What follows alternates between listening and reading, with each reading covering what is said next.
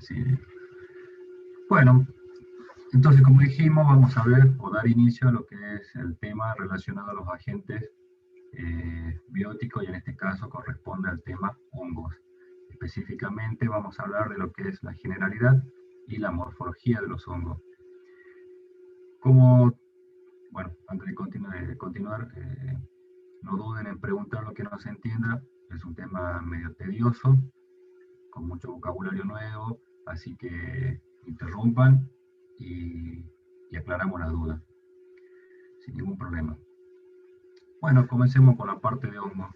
Todos saben, o tienen por lo menos una idea, de que los hongos están ampliamente distribuidos en el mundo, están en todos los ambientes, el aire, agua, suelo, eh, pueden colonizar distintos sustratos y aquello que consideramos dentro de la materia de los fitopatógenos también pueden colonizar y enfermar a las plantas.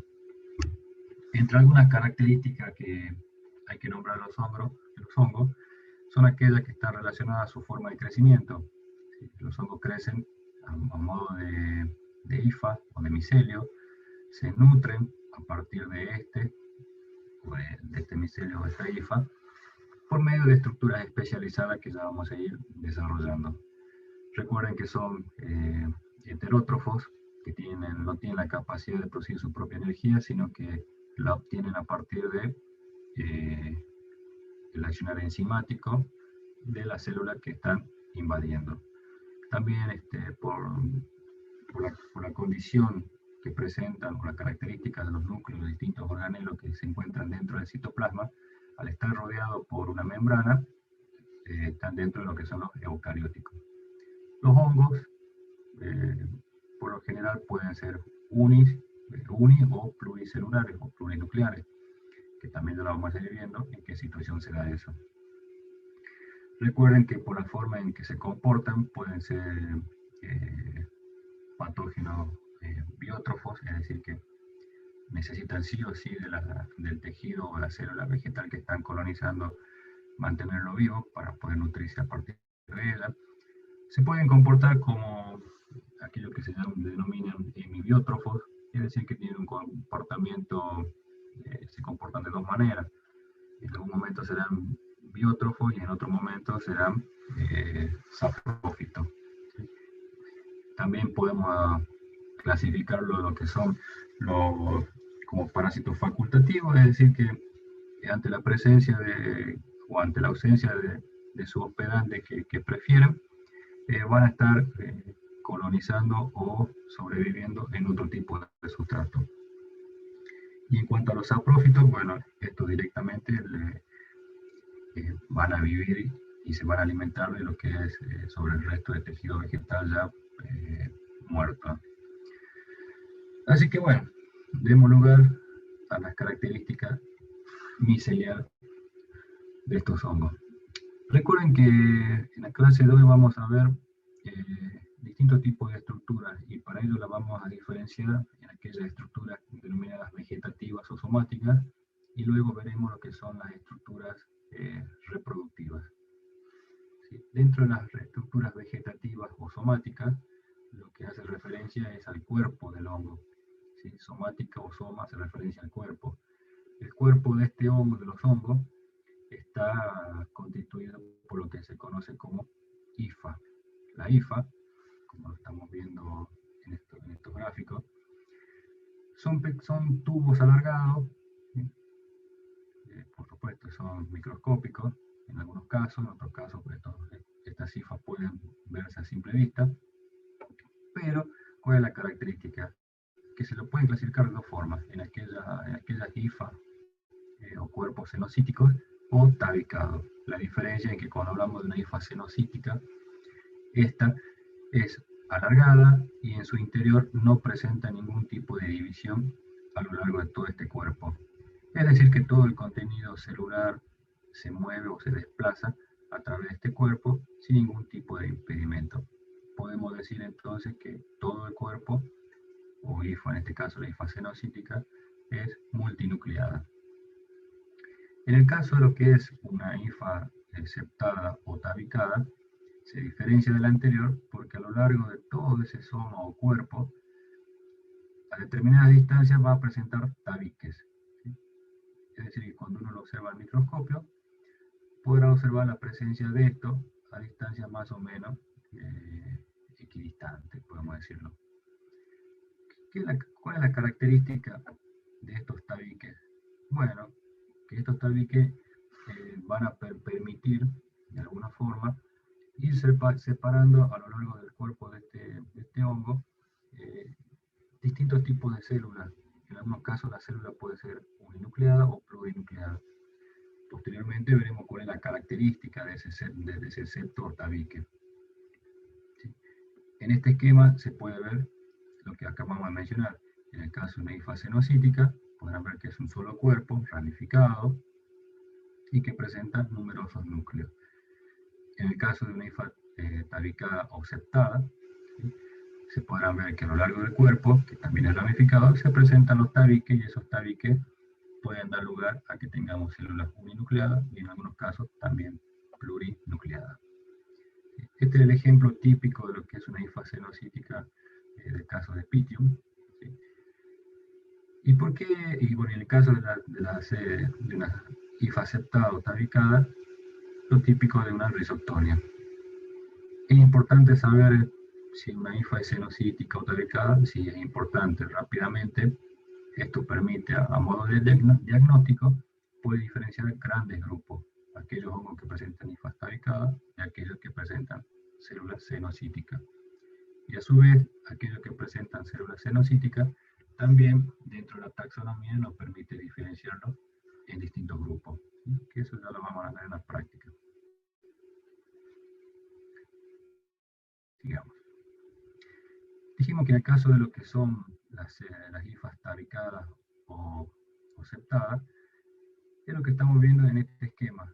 Los septos o tabiques no son totalmente cerrados, sino que en alguna parte de ese septo tabique presenta una perforación que permite el intercambio de contenido citoplasmático o nuclear.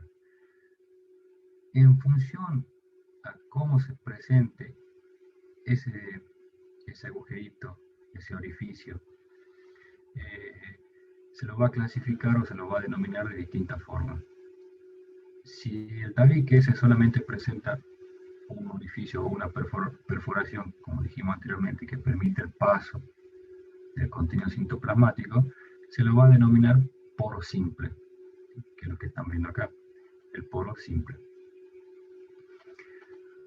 Cuando ese poro simple deja de ser como tal y presenta ciertas modificaciones, como en este caso, que esto es el tabique, ¿sí? Y que en el lugar de la perforación o del poro, esos tabiques se ensanchan en forma de riñones, ¿sí? De los dos lados. Y a su vez, ese ensanchamiento del tabique también tiene otra estructura, como si fuese un sombrerito de los dos lados de la célula, en lo que se denomina parentesoma, sí, lo que se denomina parentesoma, ¿sí? Entonces la diferencia de uno o de otra forma de poro también sirve y es importante a la hora de analizar la clasificación taxonómica.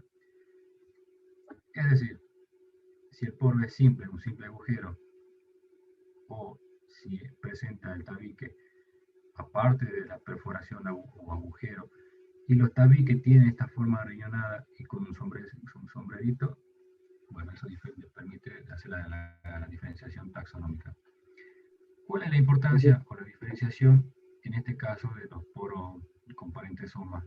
Que este sombrerito va a taponar justamente por ambos lados esa perforación o ese agujero, por lo tanto no va a permitir el pasaje o migración del contenido citoplasmático o nuclear de una célula a otra.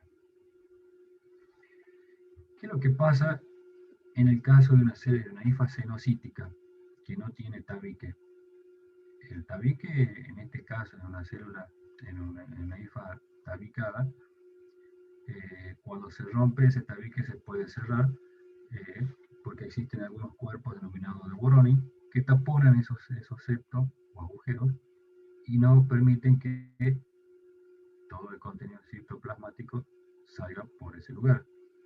Pero en el caso de la hifa cenocítica que no presenta septo, cuando se produce la fragmentación del soma en alguna de estas partes de su cuerpo, se pueden formar pseudoseptos para evitar la pérdida del contenido citoplasmático. ¿Sí? Por supuesto, esos septos aparecerán muy próximos a la zona donde se rompe la hifa y no distribuidos a lo largo de todo su cuerpo. ¿Sí? Eso porque muchas veces uno observa una hifa cenocítica y eventualmente, pum, observa un septo. Bueno, es lo que se denomina pseudosepto y es que se formó justamente porque se provocó una fragmentación del soma o si quieren decirlo de otra forma, una herida del micelio. Eso, para que lo tengan presente. Bien. Hasta acá se entiende, algo para repetir, porque ahora comenzamos a ver otro tipo de estructura. Acá Bruno preguntaban en el chat, pregunta Maxi, si la hifa cenocítica es un grupo de células o es una sola célula. Lo puedes llamar como que si fuese una sola célula multinucleada. Por eso cuando se rompe tiene esa capacidad de formar un pseudosepto para evitar que todo el contenido citoplasmático de esa gran célula se libere de forma indefinida, ¿no? Y colapse la hifa. Pero sí puede considerarlo como una sola célula. No hay más preguntas por ahora. Bueno, habíamos visto que, como estábamos analizando, que todo lo que son estructuras vegetativas, y ahora vamos a dar lugar a las estructuras vegetativas especializadas. ¿Por qué decimos que son especializadas? Porque van a cumplir funciones en particular. Cuando hablamos de estructuras vegetativas especializadas, están aquellas que cumplen la función de absorber nutrientes, están aquellas que van a cumplir la función de fijarse al sustrato, van a estar aquellas estructuras que van a permitir penetrar el tejido y también aquellas estructuras que le va a permitir propagarse sobre el mismo tejido para buscar, o sobre otro sustrato para buscar sus nutrientes. Y también veremos aquellas estructuras que van a actuar como cuerpos de resistencia bajo condiciones desfavorables. Todas esas corresponden a estructuras vegetativas especializadas. Bueno, desarrollemos la primera, estructuras vegetativas de absorción. ¿Absorción de qué? De nutrientes. Por lo tanto, estas estructuras pueden estar ubicadas ya en el interior del tejido, es decir, que lo que habíamos definido anteriormente como micelio o hifa. Hay una diferencia importante que hay que aclarar primero. Cuando uno habla de hifa, es cuando hacemos referencia a algo singular. ¿Sí? Una hifa es una parte solamente del crecimiento de ese hongo. Cuando uno habla de micelio, ya es un conjunto de hifas que están actuando de manera, sí, digamos de esta forma, de manera conjunta. Entonces, cuando hablamos de estructuras de absorción, el micelio o la hifa pueden estar en el interior del tejido de manera intercelular, en los espacios intercelulares, que luego darán formación a estructuras especializadas para nutrirse a partir de las células. En este caso, hacemos referencia a los austorios. Los austorios no es otra cosa que una estructura especializada de ese micelio o de la hifa que va a penetrar la pared celular, se va a invaginar, pero no va a romper la membrana citoplasmática y se va a nutrir a partir de ella.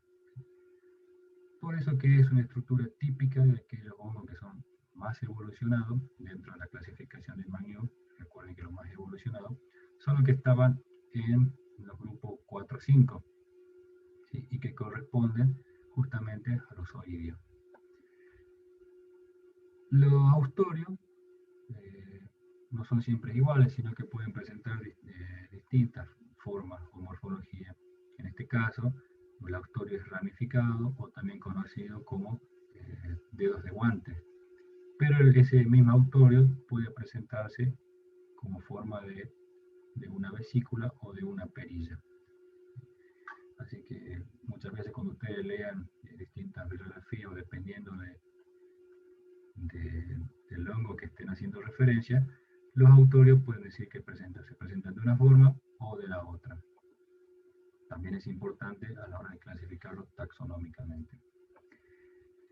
Esto es lo que sería una representación esquemática del género Oidium o Oidium, por ejemplo, el Oidium del zapallo. ¿Sí? Lo que se ve abajo es todo el tejido parenquimático, tejido epidérmico, son las células epidérmicas, donde todo el conjunto hifal o miceliar, en este caso todo el micelio, crece de manera externa o en la superficie del tejido que está colonizando. Van a encontrar lo que se conocen como conidióforos, que ya vamos a ver qué corresponde, y que esos conidióforos van a dar lugar a las esporas denominadas conidios. Bueno, estas esporas son lo que les van a dar lugar a que el hongo pueda diseminarse, colonizar nuevos sustratos, pero para que se forme todo esto, primero el hongo tiene que penetrar el tejido vegetal y nutrirse. Y es algo típico que en este caso, el género Oidium, por ser un biótrofo, o Oidium por ser biótrofo, formen este tipo de estructuras denominadas austorio, que es lo que estamos viendo también en este esquema. ¿Sí? Por eso se ven que esos austorios, en función, así es un austorio más joven o más envejecido, va a colonizar más o en menor proporción la célula que está afectando. Por supuesto, dijimos que lo que hace es alimentarse de esa célula, pero lo hace de una forma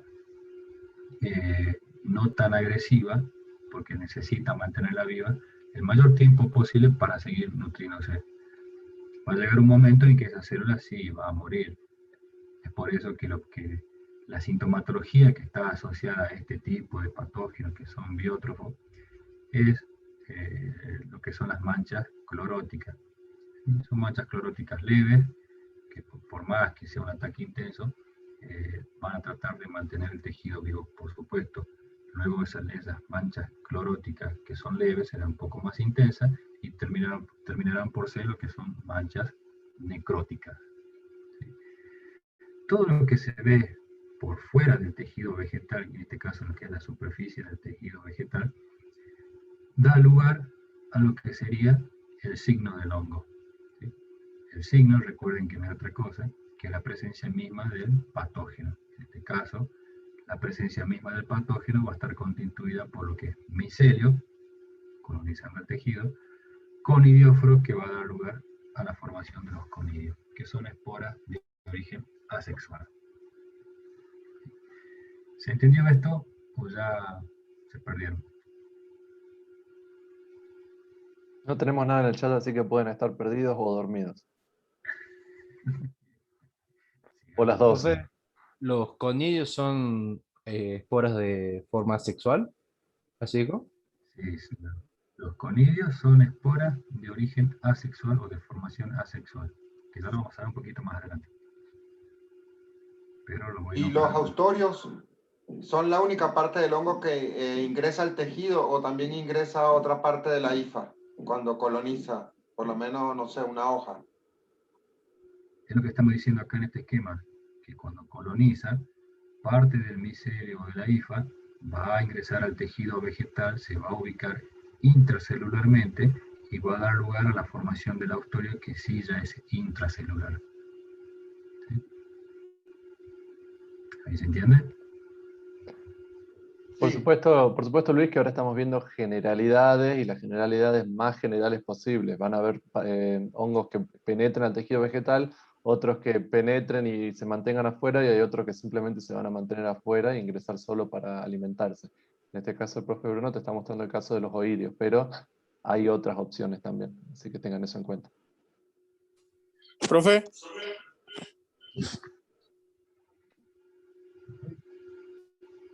Sí, te escucho, sí. sí, en el ápice, digamos, de este hongo, ¿tienen un solo conidio? No, mira, acá te están mostrando la flechita. que la Sí. primera porción que se eleva es lo que se denomina conidióforo. Sí. Conidióforo, para este caso, para este género Oidium, va a formar muchas esporas que se ubican una arriba de otra. Todas estas son esporas. Así que Listo. Entendí. en otros casos solamente, para otros géneros solamente va a tener la formación de una única espora. Claro. Por eso cuando lean después las características de este hongo, van a decir que el género Oidium presenta conidios ubicados a modo de cadena, uno arriba del otro, ¿sí? Y que tiene una forma particular que ya la vamos a ver también. Acá Melissa pregunta si solo los conidios forman austorios. No, en realidad los conidios no son los que forman austorios. Dijimos que, vamos de nuevo, vamos a hacer referencia a lo que son las estructuras vegetativas especializadas. Cuando nosotros vimos estructuras vegetativas o somáticas, hacen referencia a las que se forman a partir del micelio o de la hifa, ¿sí? Y no de una espora, en este caso. ¿Sí? Los austorios se forman a partir de una hifa. Y esa hifa, por la función que cumple y por la forma que tiene, que en este caso va a ser absorber nutrientes, se la va a denominar austorio. Después veremos otras estructuras que se van a formar de otra forma, pero no siempre, o no en este caso, no es que se forma a partir de un conidio. En este caso Claro. es a partir de una hifa. Los austorios son un tipo de estructura de absorción. Ahora el profe les va a mostrar otras estructuras de absorción. No todos los hongos que se reproducen asexualmente por conidios van a formar austorios, ni viceversa. Hay muchos hongos que forman austorios y hay muchos que se reproducen por conidios. Ahora estamos viendo de nuevo las generalidades. Exactamente. Tengan en cuenta que el mundo de los hongos es inmenso. Es imposible poder estudiar ni siquiera el 50% o el 25% de estos hongos en una clase de fitopatología. Acá hablamos solamente de una generalidad, pero una generalidad de lo más, ¿cómo decir?, superficial dentro de la generalidad. Algo que está pensado que a ustedes les va a servir cuando puedan leer una caracterización de un hongo, o que les pueda servir cuando lean una taxonomía, o que les pueda servir cuando lean las instrucciones de un marbete de un producto químico, ¿sí? De un fungicida específicamente. Pero después, si a alguien le interesa lo que es específicamente micología, tiene todo un mundo por descubrir. Y acá hablamos de una generalidad, como digo, muy, muy superficial. ¿Hay alguna otra pregunta, amigos? Continuamos.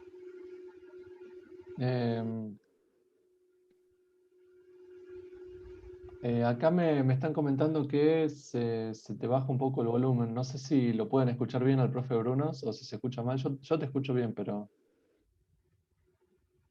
Bueno, me acerco un poquito más entonces. ahí va mejor. Bien. Bueno, continuamos entonces con otro tipo de estructuras. Otro tipo de estructura que sirve nuevamente relacionada a la absorción de nutrientes es lo que se conoce como rizoide y otra como hifopodio. El hifopodio cumple la misma función de lo que sería un austorio. La diferencia con el austorio es que los hifopodios también son vesículas uni o binucleares, o son vesículas que pueden ser simples o ramificadas, pero que estas vesículas o esta estructura de absorción están más relacionadas a ubicarse superficialmente en el tejido y no bajo esta forma como vimos en el caso del oidio, que se ubica de manera intracelular. ¿Sí? Pero es exactamente lo mismo un hifopodio que un austorio. Para el caso de los rizoides, ¿sí?, los rizoides pueden estar presentes tanto como estructura de absorción, y también lo vamos a ver que están presentes en aquellas estructuras especializadas que sirven para el anclaje o fijación al sustrato. Todo esto que ustedes ven como cuerpo, ¿sí?, ¿sí? Como un solo cuerpo, es lo que se conoce de manera general como rizoide.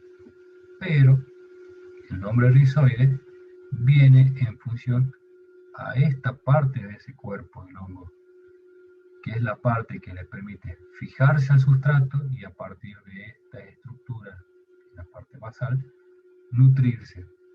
Como tiene forma de raíz, de ahí la denominación de su nombre, rizoide.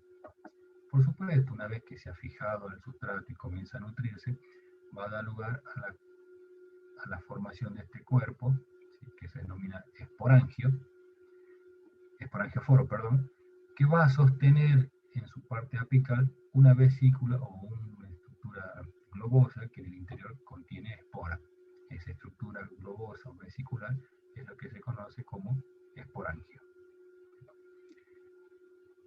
A esto lo conocen, es típico de ver, es una estructura macroscópica, o sea que no hace falta tener una lupa para poder observarlo a simple vista, sino que es sencillo. Es lo que estamos viendo acá, por ejemplo, afectando un tomate. El tomate, como síntoma, va a presentar una pudrición húmeda. Esa pudrición húmeda, cuando ya está en un estado avanzado, vamos a observar la presencia del hongo, o en este caso, ya lo que corresponde al signo, al patógeno propiamente dicho. Todo lo que se ve de color grisáceo corresponde a la parte del esporangióforo, y todo lo que se ve con cabecitas negras, puntitos negros, corresponde al esporangio. Son tantos estos cuerpos que se producen sobre esta pudrición que no están de manera individual, sino que están unidos uno al otro por medio de una hifa que se denomina estolón. ¿Cómo se denomina este tipo de signo? Moho. Es decir, que para que vayan asociando a lo que ya se vio lo que es la sintomatología, en este caso una pudrición, al signo que corresponde a un moho, que cuando uno observa ese signo al microscopio va a observar este tipo de estructura fúngica, ¿sí? Un rizoide. La parte basal, a modo de raíz, que sirve para fijarse y nutrirse. Una estructura alargada, que se denomina esporangióforo, que en su parte apical va a formar lo que se denomina esporangio, que no es otra cosa que una vesícula globosa que contiene en su interior las esporas. Típico ejemplo de Rhizopus stolonifera. Profe, disculpe, los rizoides penetran intracelular. Eso no había escuchado bien. Los rizoides sí van a penetrar de manera intercelular. Por supuesto, una vez que ingresan al tejido de manera intercelular, siempre van a dar lugar posteriormente a una colonización intracelular. Primero es inter, y luego, Profe, disculpe. poder nutrirse será intracelular. Disculpe, en los esporangios, ¿las esporas son conidios o son otro tipo de esporas? No lo nombré todavía, pero en este caso corresponde a otro tipo de espora. En este caso, las esporas no son conidios y se denominan esporangiosporas. Es fácil de darse cuenta la reglita. Esporangióforo, ¿sí? Toda la parte que va a sostener, foro, hace referencia a pie o que sostiene, pues se llama esporangióforo, va a sostener un esporangio. Y dentro del esporangio, esporangiosporas. Bien, gracias. Bien. Bueno, ahora pasamos, dejamos lo que son las estructuras de absorción y vamos a la estructura de fijación. Los hifopodios y los rizoides son los que vimos anteriormente, que sirven tanto para absorberse como para anclarse o fijarse al sustrato, ya que ya lo hemos caracterizado. Ahora tenemos otro tipo de estructura que se denomina apresorios. ¿Qué son los apresorios o cómo se forman? Bueno, para no decir directamente qué es, lo vamos a explicar cómo se forma y por qué se forma. Este es el ejemplo típico para el caso de una roya, la roya del Poroto Uromices apeniculatus. Tenemos todo el tejido vegetal, parenquimático, y la parte de arriba, todo lo que es el tejido epidérmico. ¿Qué es lo que tenemos a modo acá de círculo con puntitos negros y representado con la letra U? Es una espora de roya. En este caso corresponde a una uredinospora. Esa espora, una vez que llega al tejido vegetal, por distintos estímulos, tanto de humedad, temperatura, el reconocimiento entre la espora y el tejido vegetal, va a ser estimulada para que germine. ¿Sí? ¿Cómo germina? Emitiendo una hifa. Esa porción de hifa que germina, la primera parte, se denomina tubo germinativo. Ese tubo germinativo es el que va a ir buscando el lugar por donde penetrar el tejido. Por supuesto, en este caso, este tubo germinativo ha encontrado, para poder penetrar, una parte más débil o ya que considera que puede penetrar de manera más sencilla. Puede ser a través de un estoma o lo puede hacer también directamente. Pero cuando encuentra ese lugar por donde penetrar, ese tubo germinativo, que era algo delgado, se va a ensanchar, va a tomar una dimensión más grande comparado con el tubo germinativo, se va a engrosar. ¿Y cuál es la particularidad? Que en su parte basal va a formar lo que se denomina una punta de infección. Es decir, que esta estructura, a modo de sopapa, como así lo van a encontrar, o de ventosa, que así lo van a encontrar, repito, en la literatura, en su parte basal, esta estructura llamada presorio le va a permitir fijarse al sustrato. Y a partir de esa fijación, en su parte basal, va a formar una punta de infección que es algo mucho, mucho más delgado que un tubo de germinación. Es decir, que va a ser prácticamente como una aguja. Esa aguja le va a permitir ingresar más fácilmente a través de un estoma. Por supuesto, una vez que está dentro de la cámara subestomática, va a tomar nuevamente su forma o tamaño normal. Y una vez que ha colonizado intercelularmente, va a llegar a la célula y la va a colonizar intracelular para formar luego un ostorio. Es decir, que acá tenemos todo el proceso desde que llega una espora, que es lo que pasa con el tubo germinativo, que reconoce el camino o el sustrato para ver por dónde va a penetrar, y una vez que ha detectado ese lugar de penetración, va a formar esta estructura denominada presorio, que se asemeja a una ventosa o sopapa, para fijarse y luego formar la punta de infección que le va a permitir ingresar al tejido. En el caso que no sea un estoma por donde ingresa, esa punta de infección ejerce tal presión y por ser tan delgada, puede penetrar directamente el tejido vegetal. No siempre sucede esto, va a depender del hospedante, del tejido del hospedante, mejor dicho. Y por supuesto, y si lo hace de manera directa, hablando de que no lo hace a través de un estoma, también va a estar acompañada esa presión mecánica de la acción enzimática para poder ingresar al tejido vegetal. ¿Queda claro cuál es el apresorio? ¿Qué es esta estructura?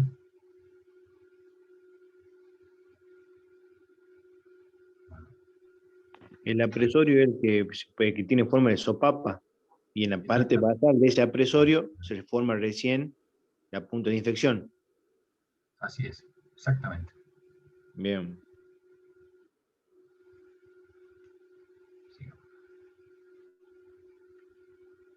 Bueno, luego tenemos estructuras vegetativas especializadas que le van a servir para penetrar el tejido.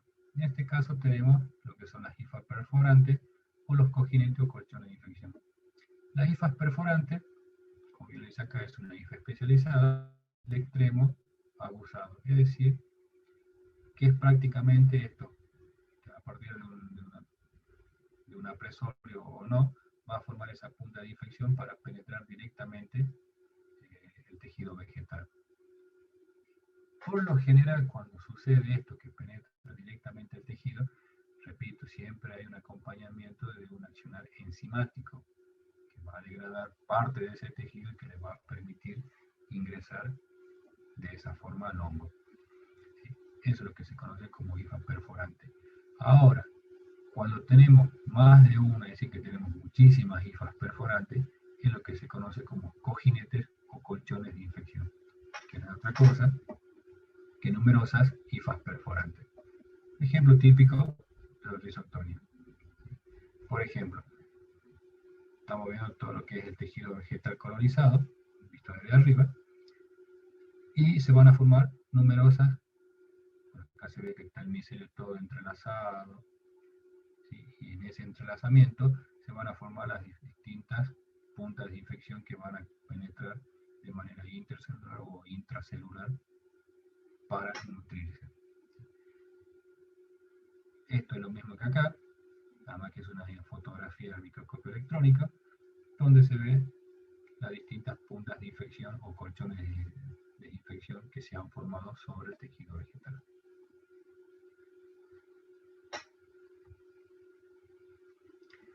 Luego tenemos las estructuras de propagación.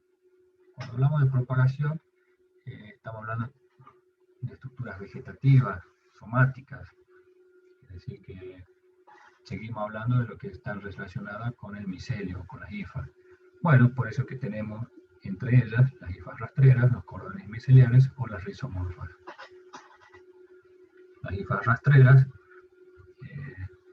son aquellos conjuntos de hifas que van a formar un micelio que le va a servir para ir avanzando sobre distintos sustratos para poder colonizarlo. ¿Sí? Se llama rastrera porque justamente están relacionadas al ambiente suelo.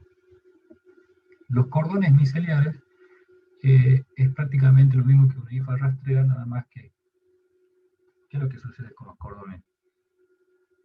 Ya es un conjunto de hifas que se van a poner en contacto entre ellas para formar, llamémosle, una hifa mucho más grande, ¿no?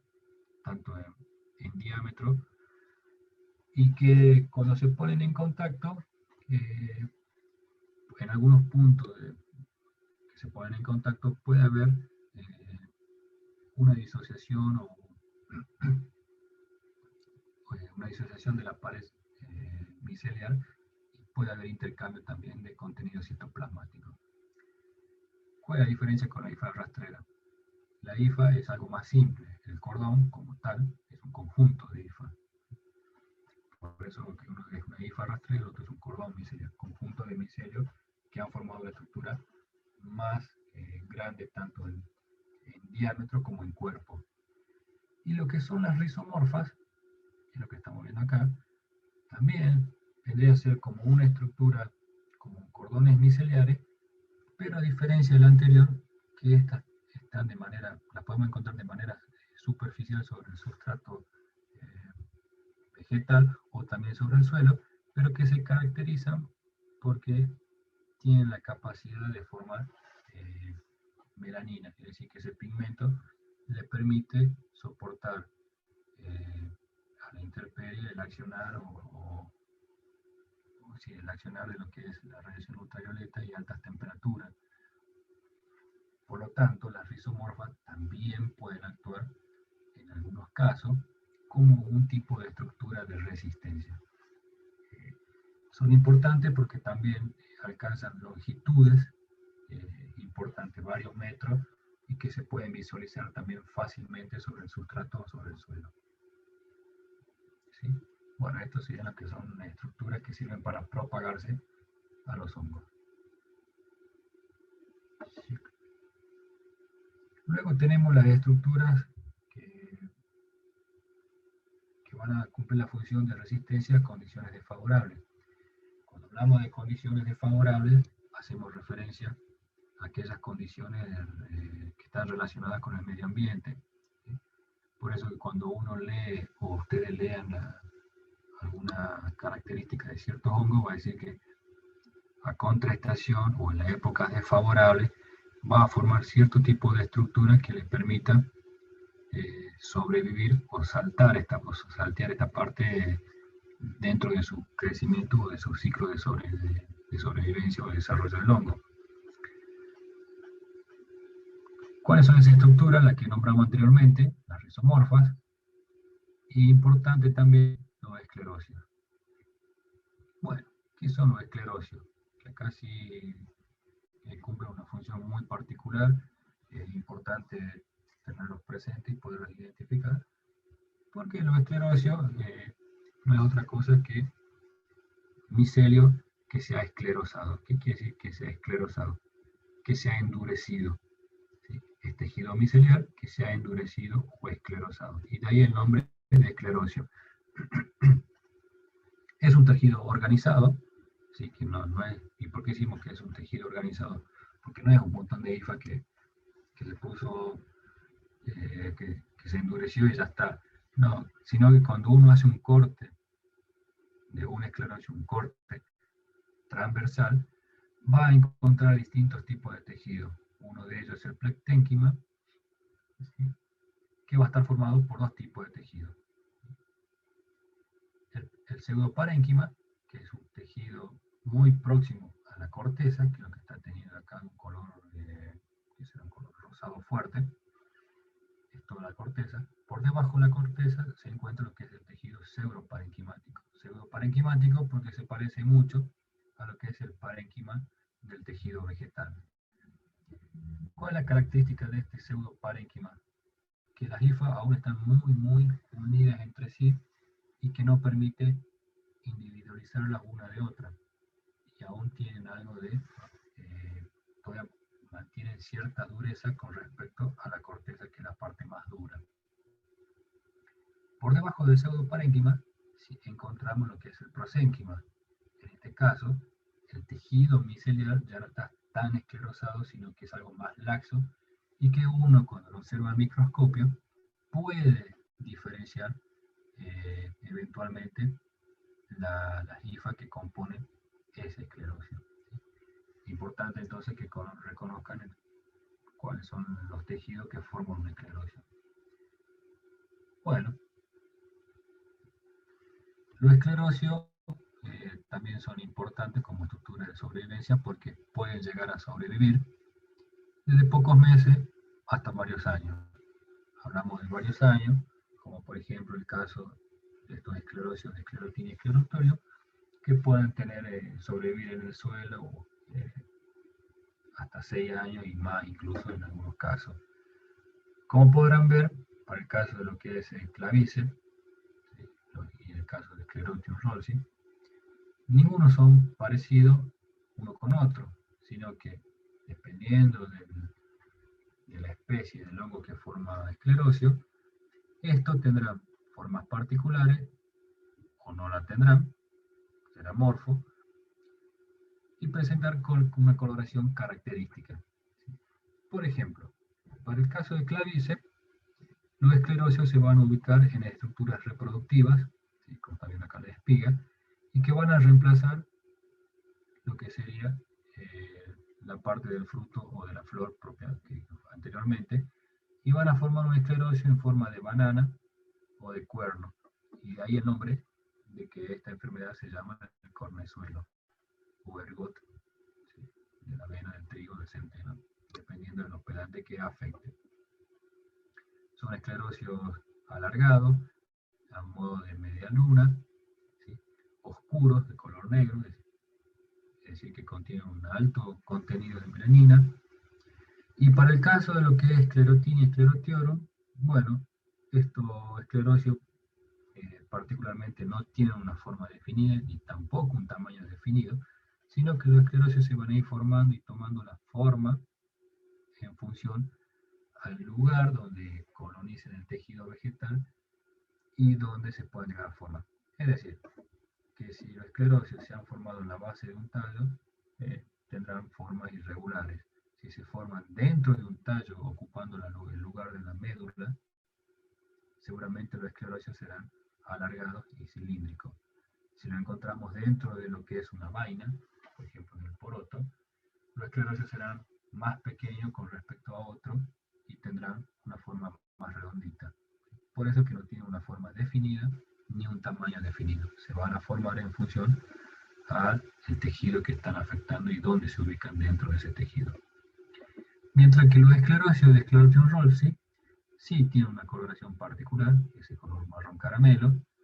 El tamaño es prácticamente constante, de 1 a 2 milímetros como mucho de diámetro, y que presentan esta característica de ser esférico. ¿Sí? Entonces, como podrán ver, esta es la base de un tallo de una planta de poroto, colonizada, o primero colonizado por el micelio, ¿sí? Que ya es un moho en realidad, porque genera una pudrición, se forma ese moho blanquecino, y cuando el sustrato comienza a ser escaso, se van a empezar a formar los esclerosios, ¿sí? Lo que están viendo acá. Es decir, que ese micelio comienza a esclerosarse. Bien, tenemos otro tipo de estructuras de resistencia. Vimos los rizomorfos, los esclerosios, ahora vemos lo que son las clamidosporas. Clamidosporas. Bueno, en este caso, las clamidosporas se van a formar. ¿Alguien quiere preguntar algo? Profe, ¿Sí? ¿cómo germinan los esclerosios? Bueno, los esclerosios tienen distintas formas de germinar y también va a depender de la especie de que estemos hablando, de la especie de hongo que estemos hablando. Los esclerosios van a germinar de lo que se denomina de manera miceliogénicamente, carpogénicamente o esporogénicamente. Recuerden que la palabra gene o génica o génesis hace referencia a origen. ¿Sí? Entonces, cuando hablamos de carpogénicamente, quiere decir que va a formar o va a dar inicio a un cuerpo. Esporogénicamente va a dar lugar a la formación de espora. Y miceliogénicamente hace referencia a la formación de micelio. Es decir, que un esclerosio, repito, dependiendo de la especie que estemos hablando, va a germinar emitiendo espora, emitiendo micelio o emitiendo un cuerpo de reproducción sexual. No quiere decir que sea rajatabla, que sea de una forma o de la otra. En algunos casos puede tener más de una forma de germinación. Es decir, que puede emitir cuerpo y micelio. Cuerpo o espora y espora. Es decir, que puede haber combinación de las tres formas en las que puede germinar una esclerosis. ¿Sí? ¿Se entiende eso? Bien, profe, gracias. Bueno, entramos con las clamidosporas. Las clamidosporas tienen dos lugares donde pueden formarse. Básicamente, una clamidospora es una célula que se ha engrosado. Primero, una célula que ha reunido contenido citoplasmático y nuclear y que luego ha engrosado sus paredes como para poder resistir condiciones desfavorables. ¿Dónde se pueden formar estas clamidosporas? Bueno, primero se van a formar, o uno de los lugares donde se pueden formar, es en el micelio. Es decir, que si tenemos un micelio tabicado, esos tabiques se van a cerrar una vez que han acumulado contenido celular, y luego, como se ve acá, una vez que esa célula ha engrosado, su pared se engrosa. Entonces forman esta estructura como si fuesen perlas o globosas dentro de lo que es la hifa tabicada. Esa clamidospora o células engrosadas con paredes engrosadas se pueden distribuir a lo largo del micelio o se pueden formar en la parte apical del mismo.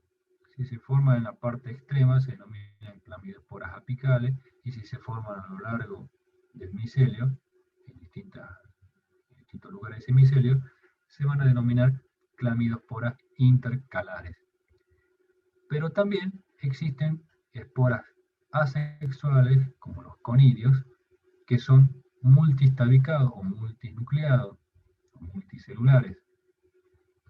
Entonces, por tener esa particularidad de ser multicelulares, algunas de esas células que forman el conidio también se van a engrosar y van a formar una clamidospora.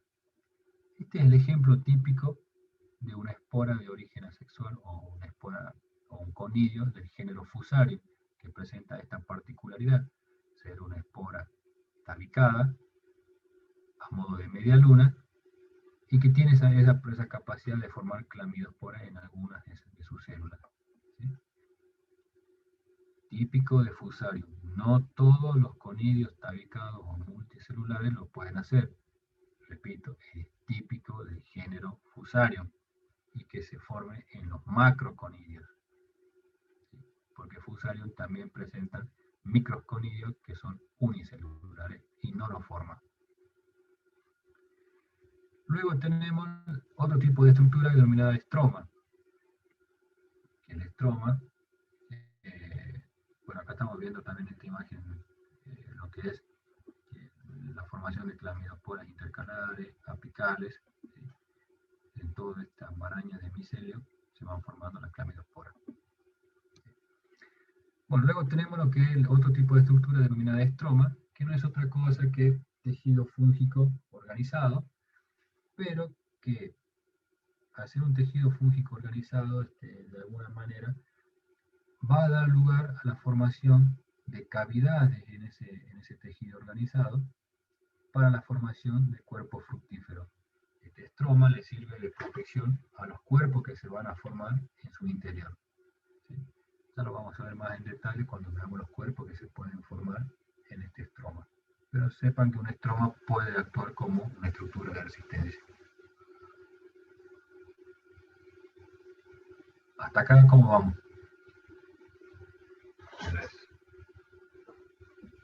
Profe, ¿Sí? ¿los cuerpos fructíferos que forman el estroma son sexuales o asexuales? Pueden ser de los dos tipos, tanto sexuales como asexuales. Bien. Ya lo vemos. ¿Les parece si hacemos 5 minutos? Así puedo tomar un poquito de agua. Dale, Bruno, dale. ¿No? Dale, gracias.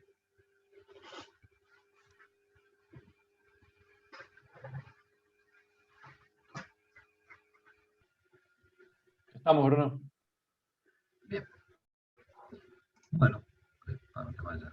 Acá había un par de preguntitas. Bernabé preguntaba, ¿cuánto tiempo pasa desde que germina hasta que forma estructura de resistencia? Si influye el ambiente, creo que está hablando de esclerosis específicamente. ¿Cuánto tiempo pasa desde que se forma una esclerosis hasta que germina? Sí, lo pregunta al revés, pero creo que sí, esa es la pregunta. Bueno, para que un esclerosio germine, recuerden que esta es una estructura de resistencia que está pasando, llamémosle la etapa que no le es favorable, ¿sí?, a ese hongo. Por lo tanto, lo que necesita es recibir estímulos tanto del ambiente en que se encuentra, como también los distintos estímulos que puede llegar a producir una planta que puedan tomar como hospedante. Entonces, en función de esto, puede germinar. Muchas veces no pasa muy poco tiempo para que puedan germinar de una manera u otra, o en algunos casos están ahí, como quien dice, esperando el momento durante varios años. Claro, y al revés, y para la formación también depende si influye el ambiente para que se forme la estructura de resistencia. Exactamente. Una forma, por ejemplo, rápida para que cuando necesitamos esclerosio en laboratorio es ponerlo en un medio de cultivo que solamente contiene agua, ningún otro tipo de nutriente, es decir, que es solamente agar agua. Y como no tiene ningún tipo de nutriente, rápidamente ese micelio no tiene con qué nutrirse. Entonces rápidamente va a formar esclerosio. Entonces uno lo está forzando a que lo forme. Ahora, si lo ponemos en un medio de cultivo muy nutritivo, por supuesto, va a estar el micelio ahí mucho tiempo sin formar esclerosio. Hay algunos que sí van a formar también la esclerosis en función a los estímulos de la temperatura. Así que no, es muy amplio el tema de cuándo, cómo, bajo qué forma o condiciones van a formar la esclerosis y cuándo van a germinar también. Sí, depende de cada patógeno, porque como dijo Bruno, hay microesclerosis, macroesclerosis, entonces bueno, va a depender de cada uno. Sí, así es. ¿Qué otro tipo de pregunta? Acá Max hizo un par de preguntas, pero no sé en qué momento las hizo, porque está haciendo referencia a algo. Max, si querés preguntar un poquito mejor, o repreguntar. Y bueno, pregunta también sobre cuándo se liberan los conidios y cuándo germinan, pero eso ya lo vamos a ver un poquito más adelante. Sí, sí, sí, así es. Bueno, continuemos. Habíamos visto que al inicio todo lo que son estructuras especializadas relacionadas a la parte somática, es decir, al cuerpo del hongo, sobre todo a la parte micelial o hifal. Dijimos que los hongos también presentan un tipo de reproducción. Esa reproducción puede ser clasificada de dos formas. Aquella que va a ser denominada asexual, somática, vegetativa o imperfecta, para diferenciar de aquella que es la reproducción teleomórfica sexual, ¿sí? Donde vamos a ver cuál es la diferencia, pero básicamente en una no hay intercambio de núcleos, o no hay fusión de núcleos, y en la otra sí lo hay. ¿Sí? En cuanto a lo que es la fase anamórfica o imperfecta, o ciclo asexual del hongo, tenemos distintas formas en cómo lo puede hacer, cómo se puede reproducir. Una de ellas es la conocida como fisión de células somáticas en células hija. Básicamente tenemos una célula madre, donde el contenido genético se va a duplicar, como estamos viendo acá, en este caso ADN. Una vez que se ha duplicado, se van a separar, se va a formar un tabique dentro de la pared celular, ¿sí? Y donde para cada lado del tabique va a migrar ese material genético ya duplicado. Luego se separan esas células formando las células hijas que son idénticas a la célula madre. ¿Sí? Es lo que se conoce como fisión de células somáticas en células hijas. Luego tenemos lo que es la gemación, muy parecido al anterior, nada más que acá la célula madre va a formar una yema, no se forma un tabique, sino que es una yema. En esa yema va a migrar la duplicación del ácido nucleico, ¿sí? O material genético a esa yema. Esa yema se va a separar de la célula madre y vamos a obtener lo que es la célula hija, ¿sí? Conocido como gemación, gema o yema, ¿sí? Y después se forma una yema. Y la fragmentación del soma, dijimos que el soma es el cuerpo del hongo, en este caso hace referencia a lo que es el micelio o a la hifa propiamente dicha. Y hablamos de fragmentación porque muchas veces romper la hifa o parte de ese micelio puede dar lugar, y generalmente es así, da lugar a un nuevo crecimiento del hongo, ¿sí? La fragmentación del soma es lo típico, lo más típico que se hace en laboratorio, cuando uno dice hacer un repique, es decir, tomar una parte del hongo desde una caja de Petri para llevarlo a otra caja de Petri con medio de cultivo. Por eso es lo típico que se hace en laboratorio cuando hablamos de repique. Es la fragmentación del soma. Y por supuesto después tenemos lo que es la producción de esporas.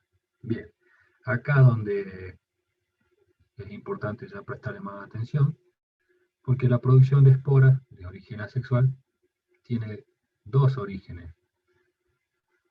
Una de las esporas de origen asexual son las denominadas esporangiosporas, que es el caso que vimos anteriormente del rizopuesto lunífero, cuando vimos los rizoides, el esporangióforo, el esporangio, que es la vesícula globosa que contiene en el interior las esporas, denominadas esporangiosporas. Bien, ¿por qué decimos que esta es una forma de esporas asexuales que existen y que se puede diferenciar de lo que ya nombramos anteriormente, lo que son los conidios? Es por la forma en que van a dar origen a estas esporas. Dentro de esta vesícula denominada esporangios, ¿sí? Dijimos que es no lo dijimos. Tienen que saber que es una estructura que en su interior contiene citoplasma y muchos núcleos, numerosos núcleos. Llegado el momento de maduración de esta vesícula, cada núcleo que hay en el interior de esta vesícula se va a rodear de citoplasma y va a formar una pared. Por lo tanto, vamos a tener numerosas células en el interior de esta vesícula. Esas células son las que cuando maduran se van a liberar y son las esporas de origen asexual denominadas esporangiosporas. El mecanismo o el nombre que recibe la formación de este tipo de esporas es lo que se conoce como clivaje o fragmentación del citoplasma. Pero este es lo que van a leer muchas veces, que la espora se forma por el mecanismo de clivaje. ¿Sí? El clivaje no es otra cosa que cada núcleo que contiene el esporangio se rodea de citoplasma formando luego una pared para finalmente, cuando llegan a su estado de maduración, esa vesícula se rompe y se liberan las esporangiosporas. Recuerden, ¿por qué se denominan esporangiosporas? Porque se forman dentro de un esporangio. Si se forma dentro de un esporangio, estas vesículas están sostenidas por algo que se van a denominar esporangioforo. Todo lo que termina en foro hace referencia a que porta, sostiene, ¿sí? Como para que lo vayan asociando o relacionando las nuevas palabras que van apareciendo. Bien, entonces, una de las formas de producción de esporas es la que tienen origen por el mecanismo de clivaje y son las esporangiosporas. ¿Sí? Caso típico del rizoma estolonífero, como vimos anteriormente. Bueno, luego tenemos las zoosporas. Es exactamente lo mismo que el anterior, pero la diferencia es que las esporangiosporas no tienen flagelo. También la van a encontrar como aplanospora. ¿Sí? Es decir, que esporangiospora o aplanospora es exactamente lo mismo. No tienen flagelo. Y eso es para diferenciarla de las zoosporas que tienen flagelo, que se forman de igual forma que en el caso anterior. Bueno, no se asusten con este esquema, que es un esquema de mildio de la vid, Plasmopara vitícola, que yo le puse acá una imagen, que en el práctico anterior lo estuvieron viendo. Recuerden, mildio de la vid está dentro de los grupos altos de la clasificación de Magnew, va a producir en el haz de la hoja afectada por este hongo las manchas cloróticas, y en correspondencia en el embés vamos a encontrar el signo. ¿Sí? Signo típico denominado mildew, que no es otra cosa que una inflorescencia de pase más puntilloso, si queremos decirlo. ¿Cómo se interpreta este esquema o este ciclo? Bueno, una vez que el hongo ha llegado al tejido, lo ha colonizado, que es lo que estamos viendo acá, ha penetrado en el tejido, ha colonizado formando austorio, ¿sí? Hay una hifa somática que ha formado austorio que coloniza el tejido. Luego va a salir por el estoma toda la estructura reproductiva, que es lo que estamos viendo acá, que corresponde al signo, ¿sí? Que no es otra cosa que el zoosporangio, porque en este caso forma zoospora, zoosporangióforo, perdón, los zoosporangios y dentro del zoosporangio la zoospora. En este caso, si tomamos una porción o un zoosporangio, van a ver que acá sí están representados los distintos núcleos que se van a rodear de citoplasma y van a formar también su pared, que luego cuando maduran se van a liberar, ¿sí? Para dar inicio nuevamente al ciclo de infección. Es simplemente a modo de ejemplo, no nos metamos con el ciclo de este hongo, que creo que pasa, como llega, no importa. Es simplemente para que relacionen el síntoma, el signo, que una vez que el hongo ha colonizado el tejido, va a reproducirse de manera asexual, va a salir por estoma, y es lo que estamos viendo con esa coloración blanquecina grisácea, depende del estado de maduración, que corresponde a la parte reproductiva asexual.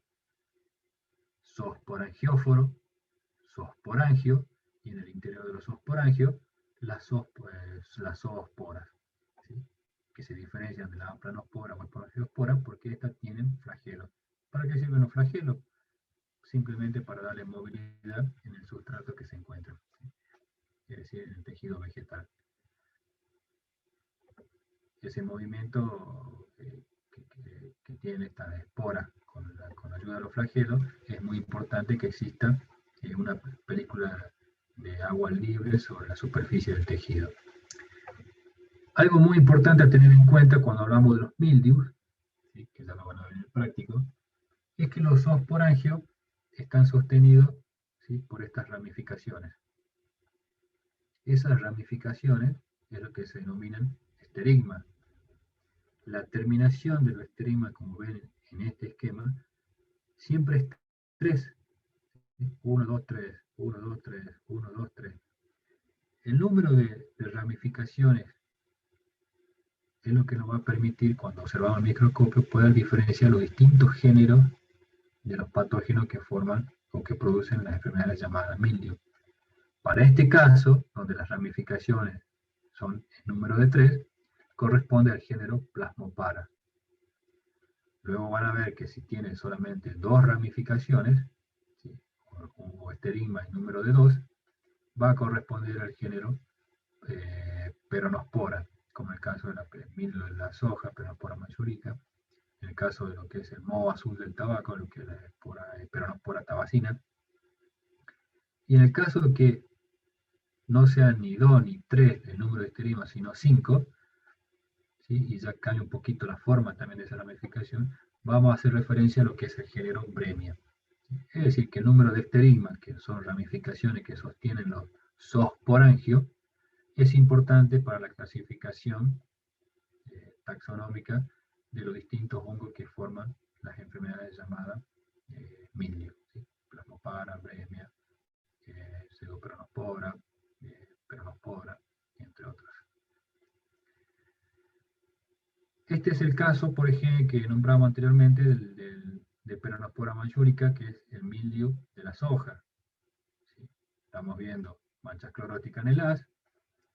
En correspondencia con esa mancha clorótica en el mes vamos a ver ya la fructificación del patógeno que corresponde al signo, que es esa pellosidad blanquecina grisácea, y y si uno hace un preparado microscópico de esta estructura que es el signo, vamos a ver esto, el zoosporangióforo, los esterigmas, que como ven, terminan en número de 2, 1, 2, 1, 2, 1, 2, 1, 2, 1, 2, pero que allá, en este caso, ya se han desprendido lo que son los zoosporangios, ¿sí? Esta estructura globosa. La zoospora, por ser muy pequeña, no se la observan bajo el microscopio óptico para este tipo de aumento, ¿sí? Pero bueno, esto es a modo de ejemplo como para que vayan viendo que el número de esterigmas para el caso de los mildiu es importante para diferenciar los géneros, ¿sí? Peronospora, Plasmopara, Bremia, ¿sí? Simplemente a modo de ejemplo y para que lo vayan conociendo. ¿Queda claro esto? ¿Quieren que lo repitan? Acá Maximiliano Casimiro pregunta cómo dijo que se llama, pero no hizo referencia a qué. Así que no sabría decirlo. Ahí está, ahí entendido, dijo lo del esterigma, perfecto. Bien, recuerden, esterigma y no estigma, como suelen poner en los parciales y finales. Esterigma, ahí está escrito. Esterigma.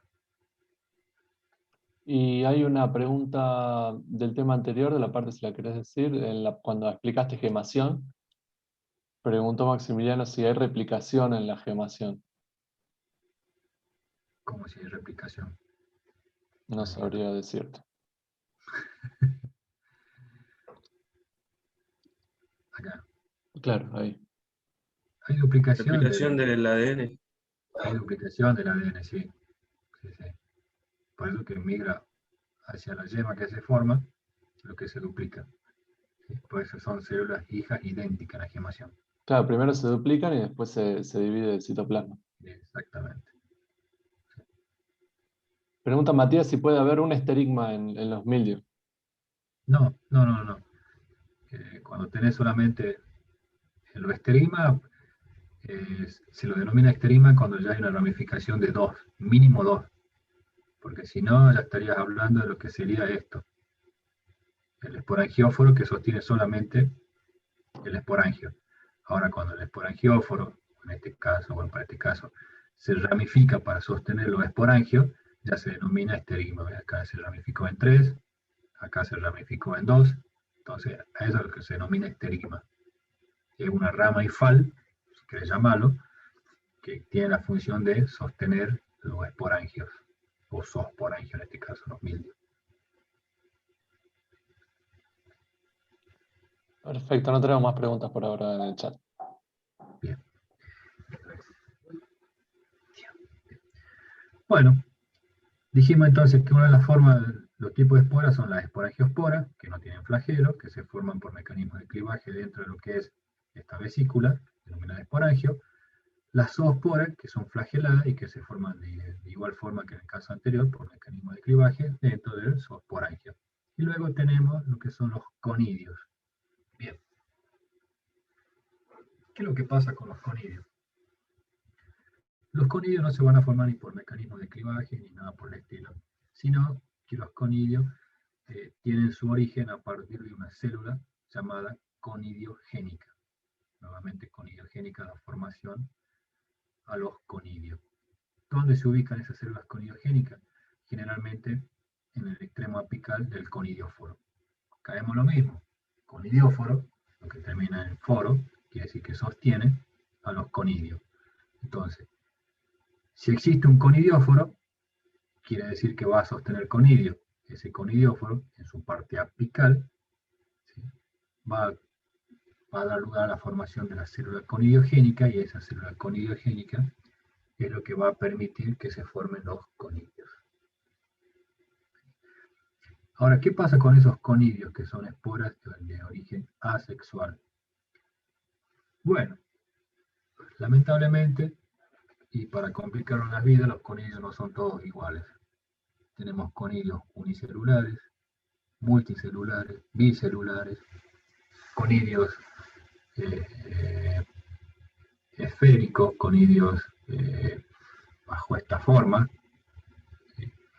conidios que son alargados, filiformes, otros son conidios que son fusoides, ¿sí? O sea que la forma de los conidios es muy, muy variada.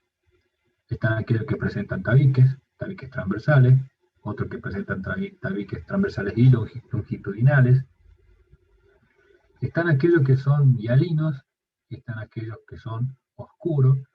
Es decir, que cuando hablamos de conidios, realmente es otro mundo para poder tener que analizar y poder identificarlo. ¿Qué es lo que pasa con estos conidios? Bueno, cuando los conidióforos dan lugar a estos conidios, los conidióforos pueden encontrarse libres o se pueden agrupar. Cuando hablamos de conidióforo libre, quiere decir que sobre el sustrato, esos conidióforos no van a estar uno diferenciado del otro, ¿sí?, para dar lugar a la formación de los conidios, que es el ejemplo típico de alternaria. Acá estamos viendo en la parte basal los conidios del conidióforo, y luego uno sobre otro la formación de los conidios, llamado formación en cadena, que se llaman estos conidios. ¿Cuál es la particularidad para el caso de alternaria? Que presentan estos conidios oscuros, llamados muriformes, porque parecen como si una pared, ¿sí?, donde presentan tabiques transversales, tabiques longitudinales, y es lo que lo caracteriza a este tipo de conidio para este género de hongo, que es alternaria. Después tendrán otras modificaciones dependiendo ya de la especie, pero es lo típico la formación de tabiques longitudinales y transversales para el género alternaria. Ahora, si esos conidióforos ya no están diferenciados uno de otro, sino que se agrupan formando un manojo, un ramillete, como vemos en este caso, ¿sí?, en la parte basal están todos unidos, es lo que se denomina conidióforo agrupado, y lo podemos denominar como cinema o coremia. Toda la parte del conidióforo está agrupada, unida, y en la parte más apical esos conidióforos se van a empezar a poner un poquito más laxos para dar lugar a la formación de los conidios. Esos conidios, para el caso de Pseudocercospora grissiola, que es la mancha angular del poroto, son alargados y multitabicados. ¿Sí? Es decir, que ya vemos otro tipo de conidio y forma de conidióforo como se agrupan. Luego tenemos estructuras denominadas esporodoquio, que no es otra cosa que un estroma, tejido fúngico organizado, donde a partir de ese estroma, dijimos, ¿se acuerdan que habíamos visto que los estromas pueden actuar como estructura de resistencia? Dentro de ese tejido fúngico se van a formar conidióforos, ¿sí?, para dar lugar a la formación de los conidios. En este caso, los conidios son tabicados y presentan esta forma de banana o de media luna, que es más correcto decirlo que son fusoides. Entonces tenemos el estroma, tejido organizado, que va a actuar como tejido de resistencia, que en el interior se van a formar los conidióforos para dar lugar al origen de los conidios. ¿Sí? Otro tipo de estructura. Esto lo que sería verlo al microscopio, no es sencillo de entenderlo, es un garabato, pero bueno, es lo que se ve en el microscopio, que luego con la práctica uno puede diferenciarlo de otro tipo de estructura. No es lo más sencillo de ver, pero bueno. Sería toda la parte estromática o tejido fúngico, y a partir de ahí se forman los conidióforos para dar lugar a los conidios. Simplemente para que lo conozcan y se den una idea. ¿Qué es lo que pasa luego? Que esos conidióforos, en vez de estar libres, ¿sí?, solitarios o agrupados, o en cuerpo, ¿sí?, libre o en estroma, esos conidióforos pueden estar presentes o formarse directamente dentro de un cuerpo. Entonces, cuando hablamos que se forman dentro de un cuerpo, ya hacemos referencia a lo que es una célula, a este tipo de estructura, que no es otra cosa que un estroma a modo de plato, con forma de plato, donde en el interior de ese estroma, recuerden que el estroma es el tejido fúngico organizado, se van a formar los conidióforos cortos, en otros casos más largos, dependiendo también de la especie del hongo que estemos que formen las cérvulas, para luego originar la formación de los conidios. Los conidios se han desprendido, el que están viendo acá así como que están al aire, pero también presentan este tipo de estructuras alargadas, oscuras, que son hifas estériles llamadas setas. Bueno, esta es una representación esquemática. Las acérbulas, que son cuerpos que contienen conidióforos, son típicos de las enfermedades denominadas antragnosis. Por ejemplo, la antragnosis del poroto, ¿sí?, Coleotrichum sp en este caso. La antragnosis del poroto en realidad es Coleotrichum lindemuthianum. ¿Recuerdan cuál era la sintomatología o cómo era la sintomatología típica de una antragnosis? Bueno, acá está bien representada afectando una vaina de poroto. El síntoma típico de la antragnosis es una lesión deprimida, hundida, de borde oscuro, rojizo, y que en el interior se pueden observar las fructificaciones del hongo. Esas fructificaciones, para este caso, para la estructura denominada célula, corresponde a una puntuación oscura. Si uno toma una de estas estructuras y la observa al microscopio, puede ver todo lo que está teñido de azul, es lo que es el estroma, ¿sí?, que está representado acá a modo de plato, nada más que acá está visto desde arriba. Y estas estructuras oscuras, largas, que salen desde el interior de ese plato, son las setas. Los conidióforos y los conidios, bueno, en este caso no se los puede diferenciar, pero sí habían conidios, pero son chiquitos y no se los diferencian en esta fotografía. Esto es lo mismo. Todo lo que está en el interior de color azul es el plato o estroma, y las setas que salen, ¿sí?, desde ese estroma.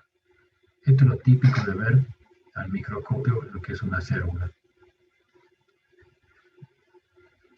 ¿Se va entendiendo algo que quieren que repitamos?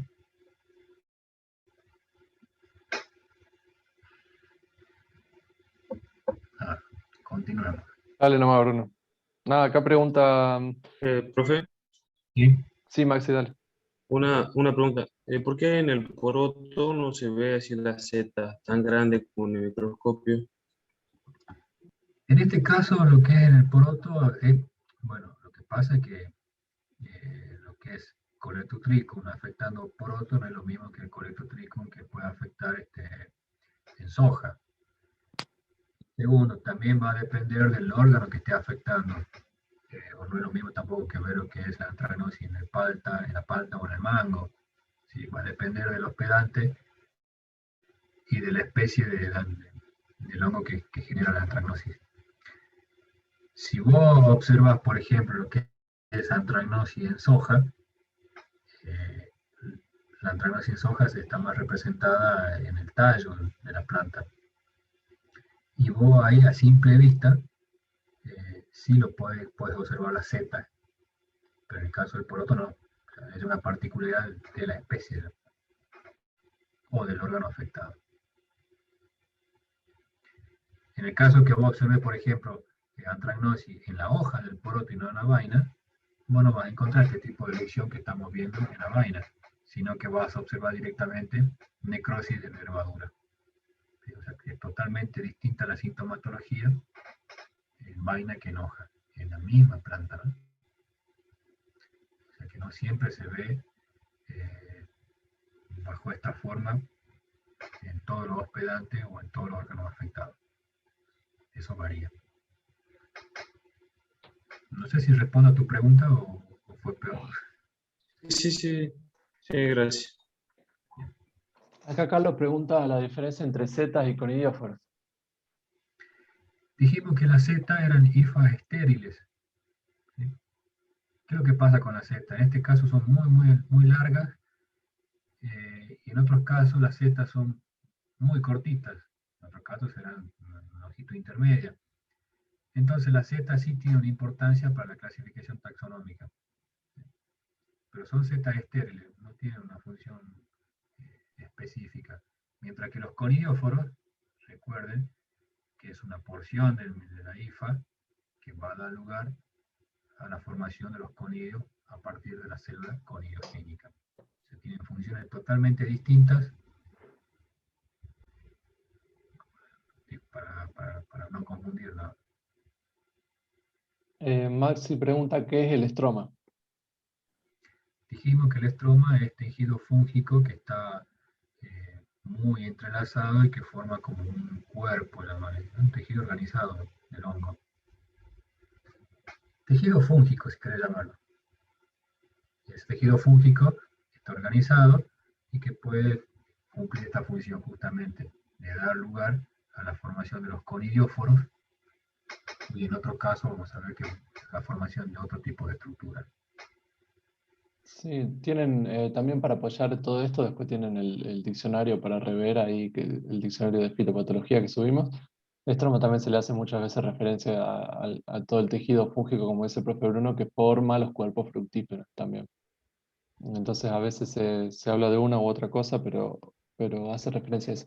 Después también pregunta sosporangio es lo mismo, sosporangiospora es lo mismo, pero no dice a qué.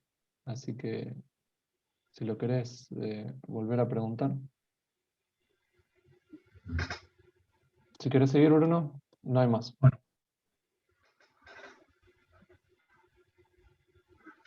Bien.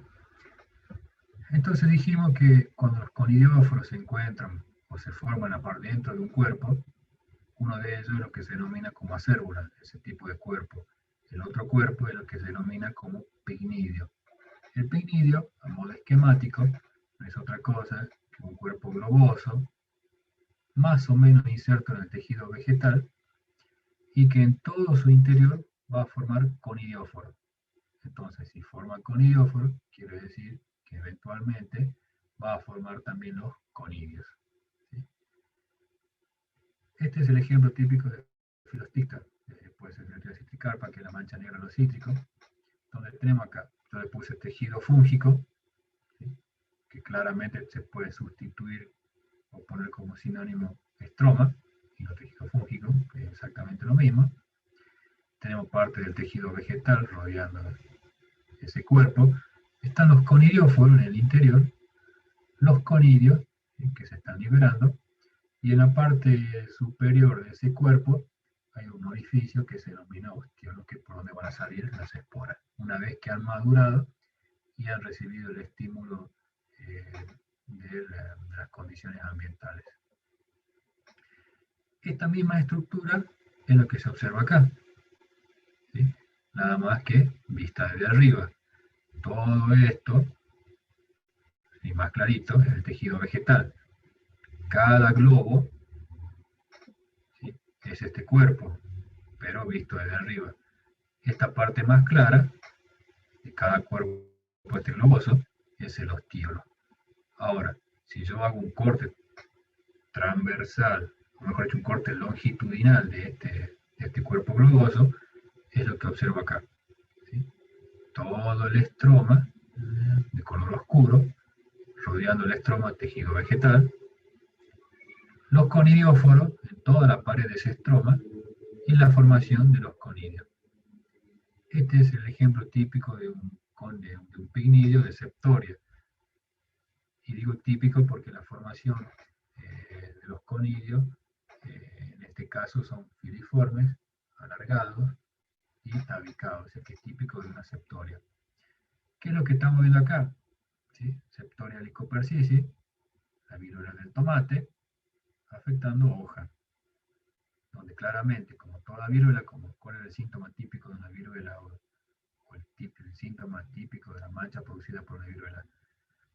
Manchas circulares, de borde oscuro, de centro claro, y donde en el interior de esa mancha puede observarse la fructificación del patógeno. Esa fructificación del patógeno corresponde a puntuaciones oscuras. Si tomamos una puntuación oscura, vamos a observar este tipo de estructura al microscopio. ¿Sí? Simplemente para que vayan relacionando síntomas, signos y morfología del hongo, como para que no crean que una cosa está aislada de la otra, sino que es toda una consecuencia y secuencia de la manifestación de la enfermedad, que va a llevar al correcto diagnóstico, ¿no? Observar la sintomatología, observar si la presencia del signo, y a qué corresponde ese signo con respecto a la estructura del patógeno. ¿Se entiende lo que es el picnidio? Las paredes ahí del picnidio corresponderían, digamos, comparándolo con un estroma o no. Sí, puede decir que las paredes es tejido fúngico o tejido estromático. Sí, es muy común encontrarlo como estroma. Sí, sí. En este caso, el picnidio puede estar más o menos inserto en el tejido vegetal. En algunos casos, el picnidio puede estar un poco más superficial y no tan metido en el tejido vegetal. Por eso que resulta muchas veces difícil poder sacar una puntuación oscura por esta situación, por estar inserto o muy inserto en el tejido. Uno lo termina rompiendo cuando lo quiere sacar. O la forma más fácil de sacar esta estructura es cortando tejido alrededor. ¿Sí? Sacar tejido, como en este caso, tejido vegetal, para no romper la estructura. ¿Sí? Ahora, cuando este picnidio está de manera más superficial, sí, por supuesto, es mucho más sencillo poder sacarlo y mirarlo al microscopio. ¿Sí? O sea que eso también lo van a encontrar cuando lean la caracterización de algún patógeno que forma picnidio, puede decir muy inserto en tejido vegetal o de manera superficial. ¿Sí? En algunos casos el picnidio, que acá no lo puse, presenta un cuello. Ese cuello también puede ser más o menos alargado, o en algunos casos prácticamente no diferencia esa porción del cuello. ¿Sí? Pero bueno, el picnidio también puede variar en cuanto a cómo se inserta en el tejido y también si ese cuellito que presentan es más o menos alargado, ¿sí? O no lo presenta. Son características que van saliendo a la medida que uno va leyendo y ¿sí? Bueno, hasta aquí es lo que corresponde a la producción de esporas de origen asexual. Entonces, repasemos. ¿Qué tipo de esporas asexuales conocemos? Los conidios. Esos conidios se forman a partir de células conidiogénicas que se encuentran en el extremo apical del conidióforo. Esos conidióforos pueden estar libres, ¿sí? como vimos en el caso de la alternaria, ¿sí? Libres, que se los puede individualizar, o esos conidóforos se pueden agrupar en su base, y es lo que conocemos como cinemoconemia. Luego, ahí también en el caso de los porodoquios. Luego, esos conidóforos pueden estar insertos dentro de un cuerpo. Si están dentro de un cuerpo, esos cuerpos pueden denominarse acérbulas, que en este caso, cuando vimos que presentaban setas, ¿sí? Son estructuras en forma de plato, o en estructuras con forma de botellitas, que se denominan pignios, donde los conidóforos están insertos dentro de esa botella.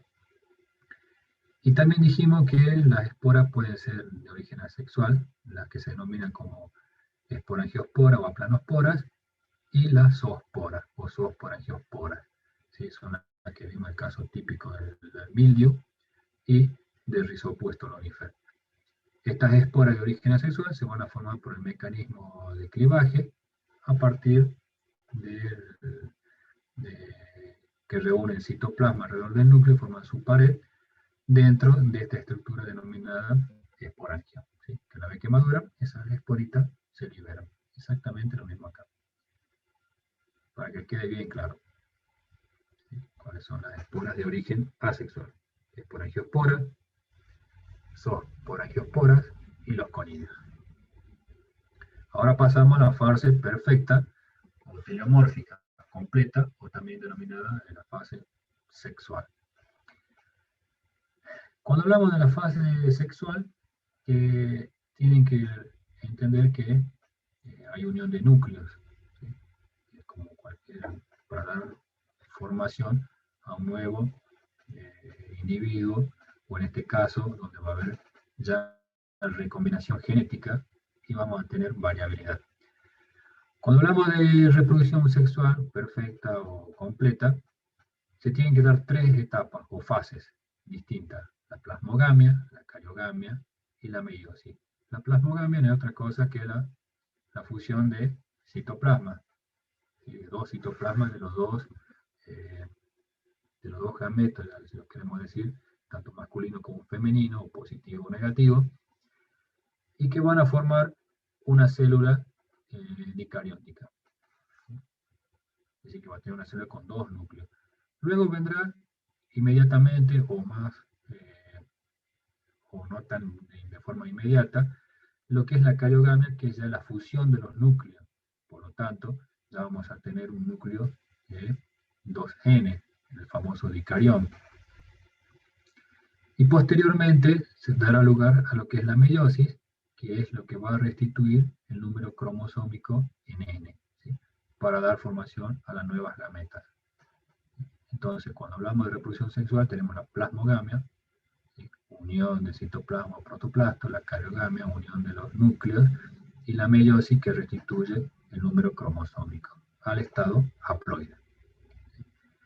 Entonces, cuando sucede todo esto, importante también para la clasificación taxonómica, tenemos distintos procesos o distintos tipos de reproducción.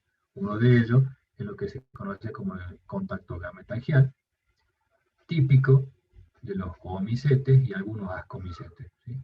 Son distintas clases. Dentro de la taxonomía ya van a ver cuáles son los oomicetes y cuáles son los ascomicetes, ¿sí? Pero entonces ya esto es importante conocer cuál es su forma de reproducción sexual. ¿En qué se basa el contacto gametangial? Es la unión o ponerse en contacto 2 gametangios, ¿sí? Uno masculino y el otro femenino.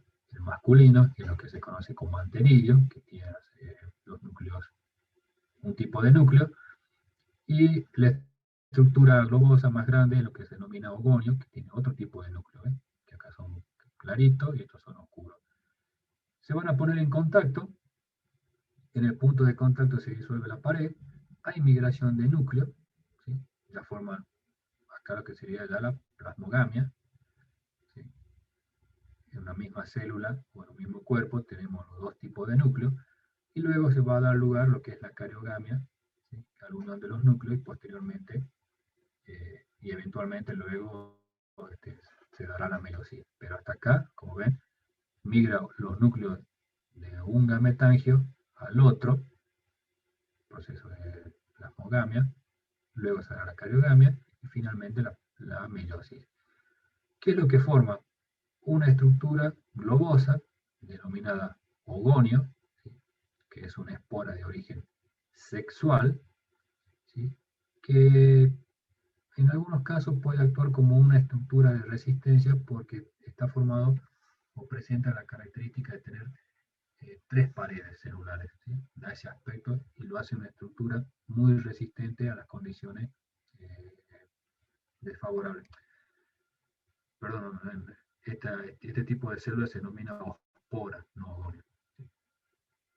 Sí, la estructura de resistencia se denomina ospora, típica de los omicetes y algunos ascomicetes. La otra forma de reproducción es la conjugación gametangial, ¿sí? Pero en este caso corresponde ya a lo que son los zigomicetes, otro tipo de clasificación dentro de la taxonomía, otro grupo de hongos. ¿Pero en qué se basa la conjugación gametangial? Que ya no hablábamos de una estructura masculina y una estructura femenina, sino que acá hacemos referencia a hifas somáticas que son prácticamente idénticas y que se ven atraídas por... ¿Sí? En el dibujo anterior, la fotografía, no me quedó muy claro cuál es la tricogina y la hifacógena, o sea, cómo se forman y qué es lo que hacen. Bueno, acá tenemos lo que es el ogonio, la célula más, la estructura más femenina, el 2 es el anteridio, el 3 la tricógina, que es la estructura esta que se forma como un ápice, ¿sí? Que se va a Sí, poner en contacto con el anteridio, y en ese, cuando se ponen en contacto, se disuelve la pared, ¿sí? Además, se da cuenta que es una ramificación que se dirige por estímulo a la parte masculina, si querés llamarle, del hongo, o la parte positiva. Lo van a encontrar como, eh, como gameta masculina o gameta positiva, eso depende ya del autor, cómo lo quiere clasificar, ¿sí? Entonces, eso es lo que es esa ramificación, lo que se denomina como hifatricógena. Y luego la hifascógena es esto, ya cuando se produce la cariogamia, ¿sí? Va a dar lugar a otro tipo de estructura para formar ya otro tipo de estructura. Lo dejamos acá porque después ya vamos a ver cuáles son las estructuras que forman, ¿sí? Lo importante es que cuando se produce este tipo de reproducción, luego va a formar esta espora globosa denominada ospora, ¿sí? Eso es lo importante. bien, profe, gracias. Bueno, volvamos a lo que es la conjugación gametangial. Para otro grupo de hongos, los zigomicetes, que se caracteriza por ser hifacenocíticas, que se van a atraer unas a otras, son muy semejantes una a otra, nada más que por distintos estímulos se van a dirigir una hacia otra, se van a poner en contacto, se va a producir la migración de citoplasma y contenido celular o hifal hacia los extremos, se van a engrosar, van a aumentar de tamaño, ¿sí? Se va a disolver la pared donde se pusieron de contacto y va a formar una nueva estructura denominada zigóspora. Esta zigóspora es una espora de origen sexual, formada bajo la conjugación gametangial y típica para este tipo de hongos, ¿sí? Los zigomicetes. ¿Sí? Por supuesto, esta estructura a modo riñonada se denomina suspensorio, ¿verdad? No tiene tanto... Sí, pero muchas veces se pueden ver cuando uno observa el microscopio y observa una cigospora, puede ver resto de IFAL de este proceso. Profe, Sí, este sería mediante el intercambio de genes positivo y negativo. sí, Se acá produciría la lo formación de denomina la... IFA positiva Claro, o negativa, o también minus o plus. Sí, ya claro. depende, repito, el autor como lo quiera denominar. Bueno, profe, gracias. IFA prácticamente idéntica. Bueno, y este es lo mismo, nada más que en un proceso un poquito más detallado, ¿sí? Luego, nosotros llegamos acá con la cigospora, esa cigospora después va a germinar, ¿sí?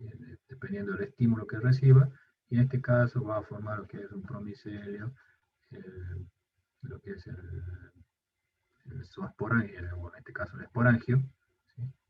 Lo que vimos anteriormente como el caso de la reproducción asexual. Luego tenemos lo que es la espermatización, típico de las rollas, otro grande grupo dentro de la taxonomía. ¿Qué es lo que observamos acá? Bueno, tienen la célula tricógina, tienen lo que son los espermáceos y tienen los espermagonios, ¿sí? Todo esto corresponde a la estructura tanto masculina o femenina, que luego se van a liberar lo que son los espermáceos, se van a poner en contacto con el espermagonio, la célula tricógina, y va también a suceder lo que es la plasmogamia, posteriormente cariogamia, para dar luego lugar a la formación de las estructuras típicas o de lo que son las rollas. A esto lo dejamos acá porque el ciclo de las rollas es un poquito más complejo y presenta varios tipos de esporas dentro de su ciclo. Entonces, cuando veamos el ciclo de las rollas, esto va a quedar un poquito más claro en qué momento se produce la espermatización, ¿sí? Sepan que es otro tipo de reproducción, espermatización, reproducción sexual, y después lo vemos de manera más completa. La somatogamia es otra cosa que se ponen en contacto hifas, también que se ven atraídas, se van a poner en contacto, se disuelve la pared, se va a formar la plasmogamia, como ven, según el contenido citoplasmático, y eventualmente puede suceder lo que es la cariogamia en algún momento de esta fase reproductiva, ¿sí? Entonces, ¿qué tenemos modo de resumen? La ospora se forma por el contacto gametangial y es una espora sexual de pared gruesa que puede servir como estructura de resistencia. La zigóspora se forma por la conjugación gametangial y también puede actuar como espora de resistencia. La espermatización, en este caso, va a dar lugar a las basidiosporas, ¿sí? Típico de las rollas, y las ascosporas que se van a formar, que son las esporas de origen sexual, se van a formar en el interior de las ascas. ¿Qué son las ascas? Son vesículas que se membranosas que en el interior contienen las esporas, ¿sí? Esporas de origen sexual, ¿sí? Entonces tenemos estas vesículas membranosas, son las denominadas ascas, y en el interior tenemos las ascosporas. Estas ascas se pueden presentar igual que los conidióforos, de manera libre, es decir, que no están contenidas en ningún cuerpo, y uno las puede individualizar. El ejemplo típico de esto es el torque duraznero, que es Tafrina deforma. Luego tenemos también que esas ascas se pueden formar en el interior de cuerpos fructíferos. Esos cuerpos se pueden denominar peritesio, apotesio, cleistotesio o acostroma.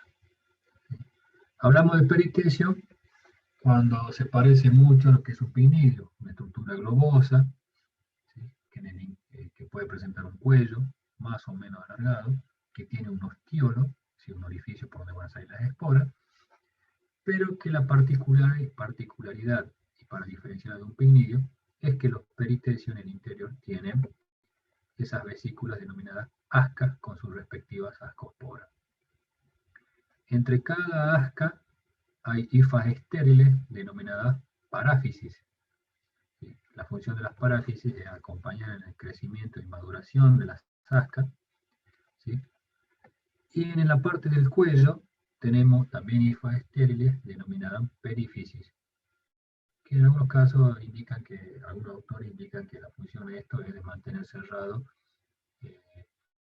la parte del cuello o canal, que también llaman canal de expulsión de la espora, hasta que la misma no se encuentre madura.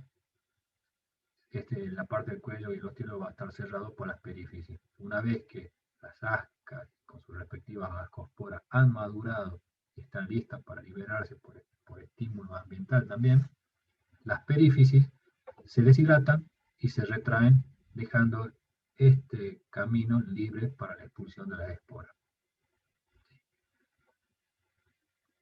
¿Cómo se diferencia? A ver, los peritesios también, cuando uno los observa, corresponde a una puntuación oscura.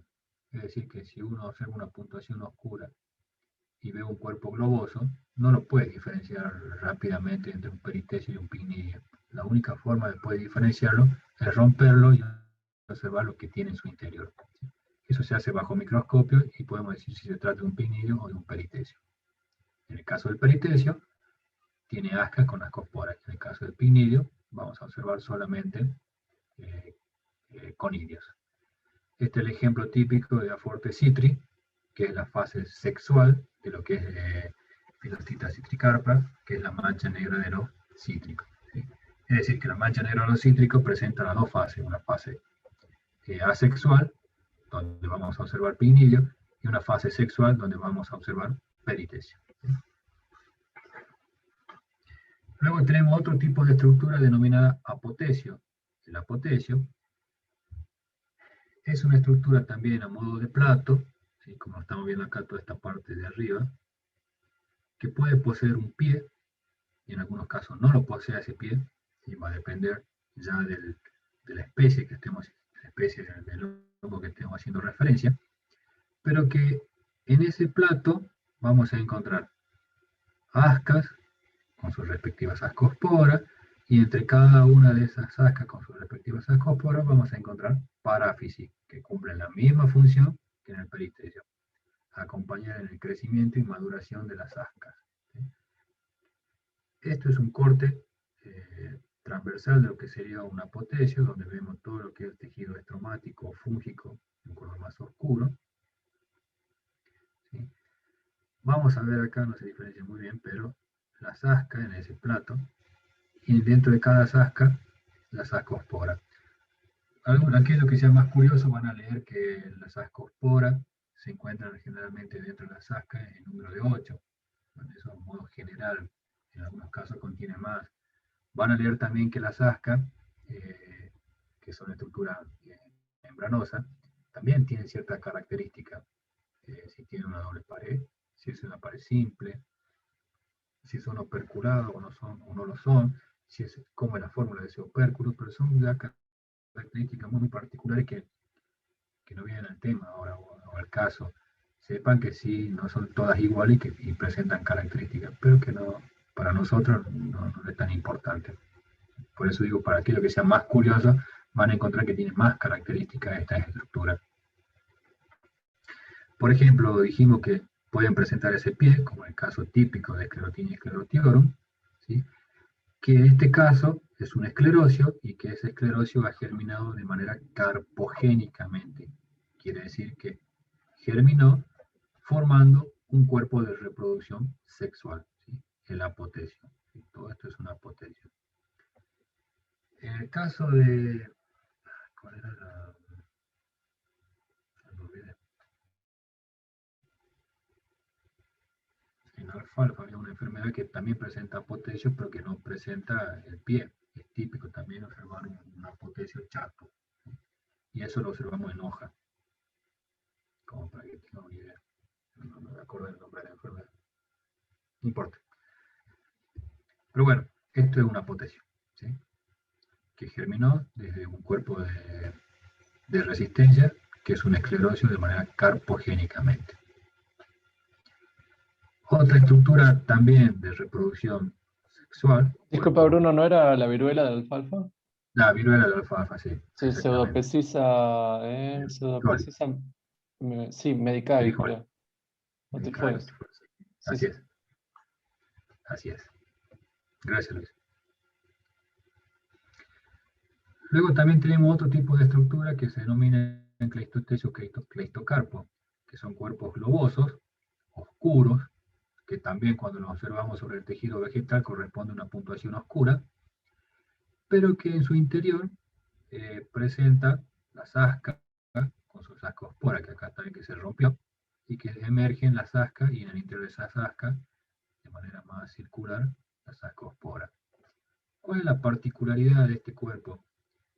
Que en toda su periferia presentan estructuras, en algunos casos con ciertas formas particulares, que se denominan fulcras o apéndices. La forma en cómo están que presentan esa fulcra o apéndice, también es importante para la clasificación taxonómica y la identificación del agente causal, ¿sí? En este caso, Phylactinia sp, que corresponde al falso oidio del apacho. ¿Sí? En algunos autores también indican que estas fulcras o apéndices sirven para la diseminación y fijación de este cuerpo sobre el sustrato. Luego tenemos los ascostromas o pseudotecios. Ascostroma es exactamente lo mismo que un estroma. Pero ¿por qué hacemos la diferencia entre ascostroma y un estroma?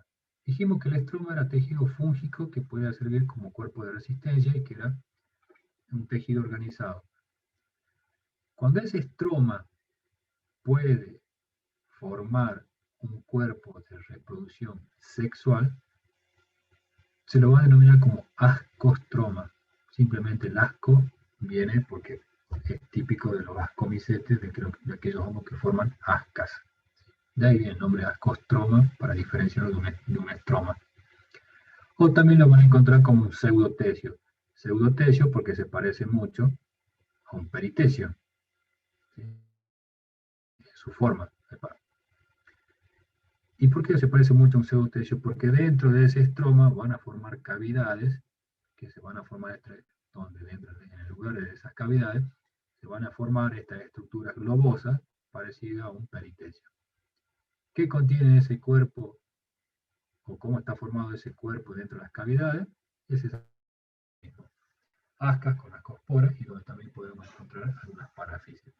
Ejemplo típico de lo que es Venturia iniqualis, ¿sí? Que es la sarna del manzano. Pregunta hasta acá, porque hasta aquí llegamos. Ya me pasé. No hay nuevas preguntas en el chat.